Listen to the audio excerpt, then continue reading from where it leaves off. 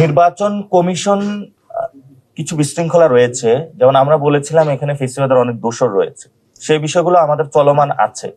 তো নির্বাচনটা তো আয়োজন করবে নির্বাচন কমিশনই, এবং নির্বাচন কমিশনে এখানে দ্বিপাক্ষিক আলোচনা হয়েছে।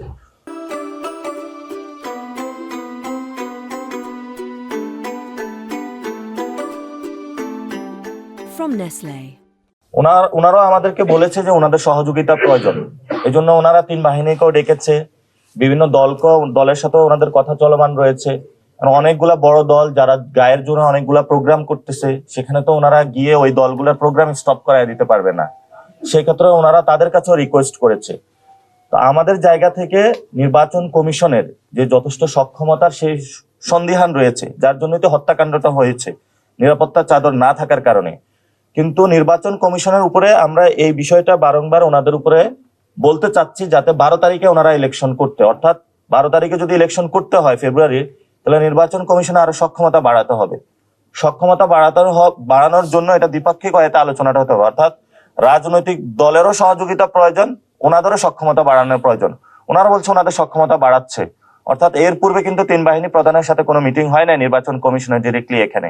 ওনারা করেছেন, ওনারা আশ্বাস পেয়েছেন যে তারা সর্বাত্মক সহযোগিতা করবেন। ফলত সিকিউরিটির জায়গা থেকে যেহেতু আমাদের 3 বাহিনী এসেছে, আমাদের দেশপ্রেমিক বাহিনীর উপরে আমরা আস্থা রাখতে চাচ্ছি, ওইটা থেকে আমরা সিকিউরিটিটা নিয়ে কিছু আশ্বস্ত হয়েছি।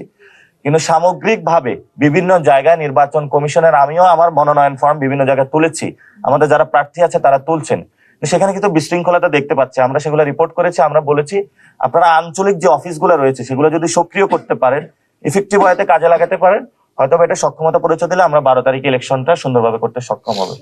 আশঙ্কা তো বাংলাদেশে রয়েছে, কিন্তু সেই আশঙ্কাটা মানিয়ে আমরা বারংবার জাতীয় নাগরিক পার্টির পক্ষ থেকে ইলেকশন কমিশনের কাছে বলেছি যাতে ফেব্রুয়ারি 12 তারিখে আমরা ইলেকশনটা করতে সক্ষম হয়, অর্থাৎ নির্বাচন কমিশন এমন কোনো ছোট ভুল করে না থাকে যা হতে এই ভুলের কারণেই 12 তারিখ থেকে পিছিয়ে যায়।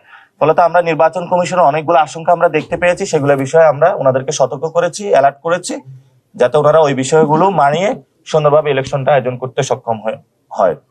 এবং আপনারা জানেন যে এইখানে আমাদের ওনারা অনেকগুলো তারিখ দিয়েছে, ডেট দিয়েছে, যে কবে আমরা মনোনয়ন আবেদন জমা দিব, কবে তুলবো।